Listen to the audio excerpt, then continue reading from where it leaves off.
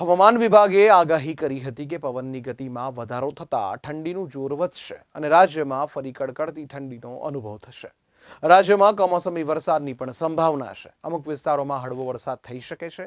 ત્યારે આગાહી અનુસાર રાજ્યના 8 શહેરોમાં લઘુત્તમ તાપમાન 13 ડિગ્રીથી નીચે ગગડ્યું છે. ગુજરાતમાં છેલ્લા થોડા સમયથી વહેલી સવારે સાધારણ ઠંડી અને બપોરે કાળઝાળ ગરમીનો અનુભવ થઈ રહ્યો છે. જોકે હવે ગુજરાતમાં ઠંડીનો વધુ એક રાઉન્ડ શરૂ થયો છે.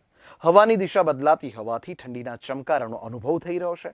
હવામાન વિભાગે આગાહી કરી હતી કે પવનની ગતિમાં વધારો થતાં ઠંડીનું જોર વધશે અને રાજ્યમાં ફરી કડકડતી ઠંડીનો અનુભવ થશે.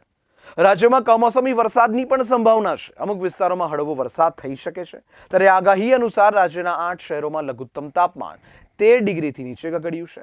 નલિયામાં 10 ડિગ્રી, ગાંધીનગરમાં 11.5 ડિગ્રી, અમદાવાદમાં 12.1 ડિગ્રી, 3 દિવસમાં 7.6 ડિગ્રી પારો ગગડ્યો છે. રાજ્યના હવામાનમાં મોટો ફેરફાર જોવા મળી રહ્યો છે. ગરમી અને ઠંડી બંનેનો અહેસાસ થઈ રહ્યો છે. છેલ્લા 3 દિવસમાં લઘુત્તમ તાપમાનની જો વાત કરવામાં આવે તો લઘુત્તમ તાપમાનનો પારો ગગડ્યો છે. તો ફરી આજથી તાપમાન ધીમે ધીમે વધારો થવાની શક્યતા છે અને આગામી 3 દિવસ દરમિયાન રાજ્યમાં લઘુત્તમ તાપમાન 2 થી 3 ડિગ્રીનો વધારો થઈ શકે છે.